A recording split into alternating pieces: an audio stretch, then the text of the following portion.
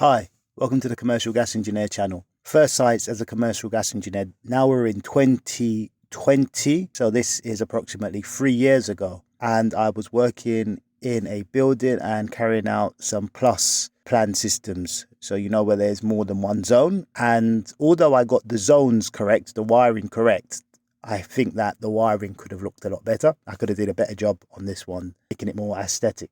Altering some of the wiring underneath the boiler. Don't do your install based upon the standard of what the building is. Even if the building is falling apart and it isn't in a great state, you should still do good wiring, good plumbing, etc. So here is the boiler that was there and it was due to be changed. It was a Keston. Here's the sludge. Have you ever seen pipes that blocked? Well, I'm sure you have. This was another site. I was doing a boiler install, so I found a boiler which had just basically completely melted out, a pt10 boiler which melted out because the burner seal was damaged and then the heat must have escaped from the combustion chamber. So has that ever happened to you where it started to melt the different parts, different components in the boiler? So here's some of the pipe work I was doing under the boiler. I was connecting it up as to what pipe work there was already on site to under the boiler, but then I remember another engineer not being happy about it, and he said just replace the pipework further back down the line. So here you have it. I started replacing the pipework further back down the line. I think the other engineer was really interested in the scrap copper, what he could make of it. So he was determined for me to rip it all out.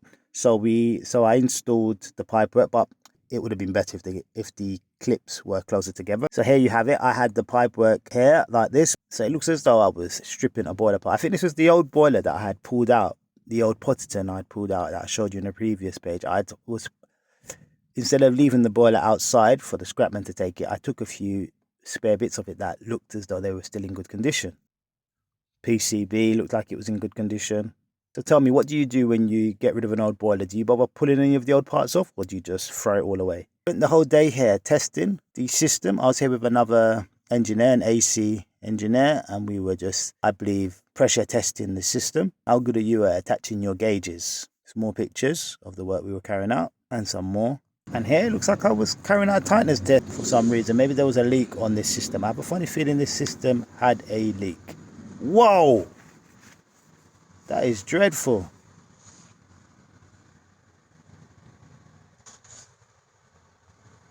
Look at the corrosion on that.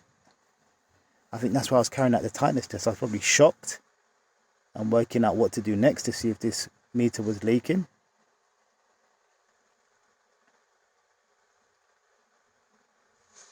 And if you do see a meter like that, isolate it and cap it. Got a pressurization unit here. Looks as though I was draining it down into a container. So these still are the old ones. And then you've got the capacitor inside there. This looks like the old, and then in with the new. Oh, I think I recall this one. What happened here is I believe they wanted to find out if they could get a larger mega flow. Always remember to check for your D1, your D2. And remember when you go into your ton dish to increase that pipe as it's coming out. But check your charts and check your standards. Got this 3/4 inch radiator valve, very old. I think I was here to carry out some work on them because they weren't getting much heat in the system. I don't know if I was replacing these valves. I believe I was replacing them. What do you think about radiator covers? Do you like them? This looks like an expansion vessel I installed. I think I was using some sort of way of bracing it to the wall and taking the weight off of it. Sometimes you get these and you don't get the brackets and things, and then you have to make do because you're on site. I'm sure when you install these vessels that they come with some bracket, but sometimes you're not the person that books up the job. But when you book it up, try to stipulate that brackets are part of the package. Office may not listen to you, but it does help to have a bracket to support the expansion vessel. Now this job is one I should have riddled. So I got sent to this, and then all the pipe work was glued together. Even the gas pipe, everything was just glued together. I don't think they did any soldering. I think you've got this pipe here, one that was soldered because they took a bit of pipe from the old boiler or something like that, but it was all glued. Everything was glued. I was sent to this job and then I was asked to replace it all the same day. I think I had to go and get fittings and so on and just repipe it up the same day to a good standard. So it was a bit of pressure to get it all done. So you go to this, say for instance, at 9, 10 o'clock, and then you've got to get it done the same day. So that was a headache. So here's the pipe up close and personal, glued. Yes, glued. So I started to repipe it up and there was no space. Yeah, it wasn't nice working in this space here. On this job, it looks as though I was changing a three-way valve. And here we have it. There's the three-way valve, and it's got an SB actuator on it. And this is the wiring up the ESBE valve or actuator. And this is the model, ESBE, made in Sweden. And this was the old actuator, an MG350S. And this valve, I believe, had seized and needed changing, an 1.25" valve. And I believe these are some codes on an air handling unit. This is the draining down of a cylinder, a Gled Hill stainless steel. This was the changing of the elements, and it was in a loft space above a kitchen. And it was difficult to drain this one down because you needed to drop the hose lower. And I think I had a bucket up here, but then I could only get as low as this point here with the container. So then I had to run it into the kitchen. So here it is in the kitchen running in the hose. And this was the loft space I was working in. And then this is the ladder going up into the kitchen. And these are the chefs.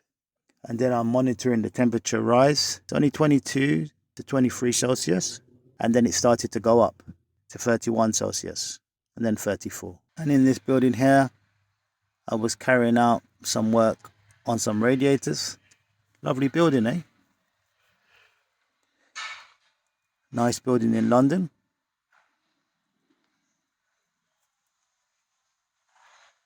Lovely function room.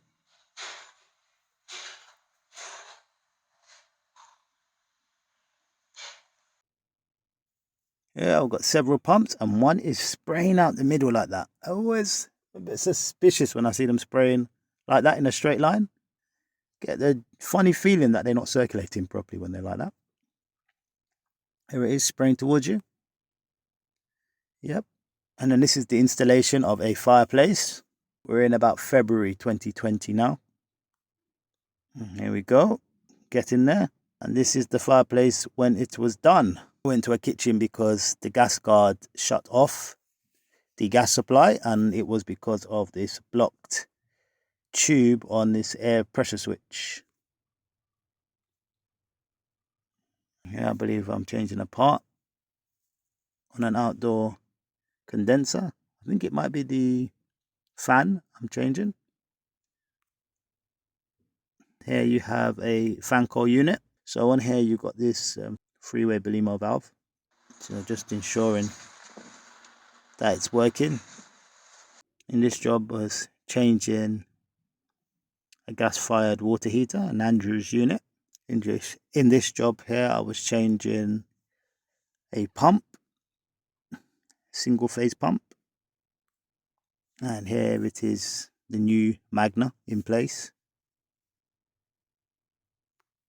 It says here compensated heating pump. And I believe this is the boiler that it was connected to. And this is the drawings. And this was me carrying out some Haskell health and safety training. Have you done any of these? To this day, I am still doing them every single year. And I should know all the answers by heart by now. Okay, thank you for joining me. In the next video, I'll show you more of February 2020 onwards.